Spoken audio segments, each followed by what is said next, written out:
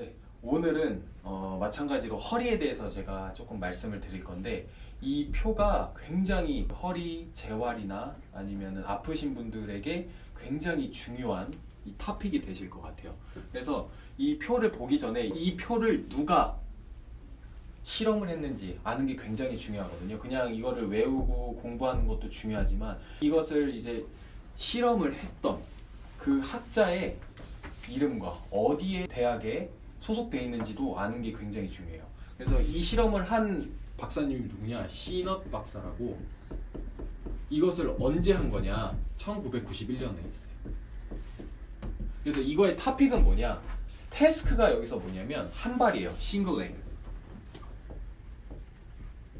한 발 밸런스 테스트를 한 거예요. 한 발 밸런스를 테스트를 한 건데 이렇게 사실 이 논문을 보게 되면 이렇게 구분이 돼 있어요. 그래서 A부터 F 이렇게 돼 있는데 A는 굉장히 쉬운 태스크예요. 태스크는 수행이 얼마나 쉽냐. 그럼 첫 번째 A는 그냥 서 있는.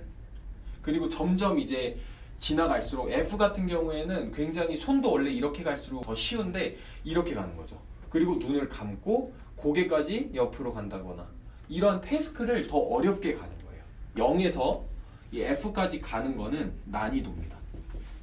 난이도가 싱글 레그 테스트 중에 얼마나 높아지느냐 이걸 본 거고요. 그다음 바디 스웨이는 뭐냐면 이것도 마찬가지로 바디 스웨이 말 그대로 우리 몸의 중간 코어 부분 펠빅 골반에 있는 스웨이 이 움직임을 체크를 한 거예요. 그러면은 여기가 더 스웨이가 큰 걸까요? 아니면 여기가 더 스웨이가 큰 걸까요? 당연히 위로 갈수록 이 바디 스웨이, 이 움직임이 골반의 움직임이 커졌다라고 그것을 이야기해요. 그럼 신업 박사가 거기서 뭘 했냐? LBP가 뭐냐면 Low Back Pain. 그래서 허리 통증이 로우 백이니까 요추 쪽일 거예요. 요추에 통증이 있는 대상 LBP. 그리고 컨트롤 집단은 뭐냐? 이 친구들은 페인이 통증이 없다. 그러니까 굉장히 건강한 사람들, 특히 허리가 아프지 않았던 사람들, 그리고 허리가 현재 아픈 사람들, 그 두 집단을 데리고 와가지고 테스트를 한 거예요. 어떤 테스트? 난이도. 싱글 레그가 더 힘든 난이도 테스트를 한 거예요. 그런데 보시면 A부터 뭐 여기까지 D까지는 그렇게 차이가 없죠. 그러니까 바디 스웨이, 이 골반의 스웨이가 차이가 없다라는 걸 나타내고 있어요. 그러면은 D 이상부터 훨씬 더 어려운 태스크를 주어졌을 때 얘네의 차이를 나타낸다라는 거예요. 그 뜻은 뭐냐면 여기서 얘기하고 싶은 이 그래프에서 얘기하고 싶은 건 뭐냐면 이 한 발 밸런스가 바디 스웨이에 미치는 영향 얼마만큼 미치느냐.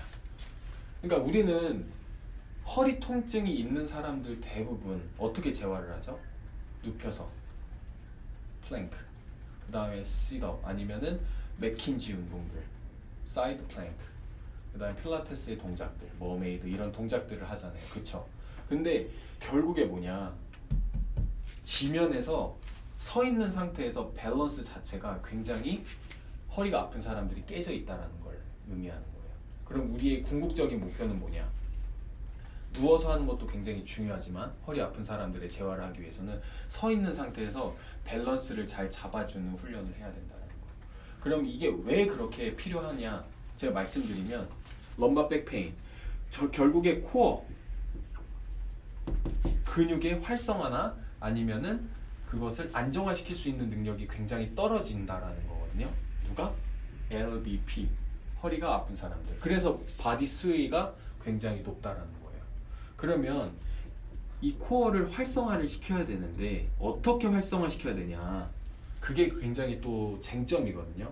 뭐냐? 보통 대부분 플랭크나 아니면은 코어 근력 운동을 통해서 허리를 통증을 잡아준다라고 이야기를 하는데 밸런스라는 이 태스크를 준 거잖아요. 이 밸런스 태스크에서 이 두 개의 현저한 차이를 나타냈다라는 건 뭐냐면 밸런스는 뭐냐면 제가 항상 말씀드리지만 반사예요. 반사합니다. 어떻게? 지면에서 올라오는 그 force, 그게 뭐죠? 지면 발력, GRF라고 하는 ground reaction force, GRF라고 하는 힘을 골반으로까지 받게 됩니다. 천장관절로. 그럼 그 천장관절에서 그냥 지나가는 게 아니라 그 부하를 순간적으로 막아줘야 돼요. 누가 막아주냐? 그냥 뼈에서 끝나는 게 아니라 이 근육들이 안정화시켜줘야 된다는 거죠. 그리고 여기서 또 이야기하고 있는 것은 뭐냐? 밸런스를 잘 잡아야 되는데, 그러려면 뭐냐? 밸런스는 결국에 코어의 반사적인 능력을 잡아주셔야 된다는 거예요.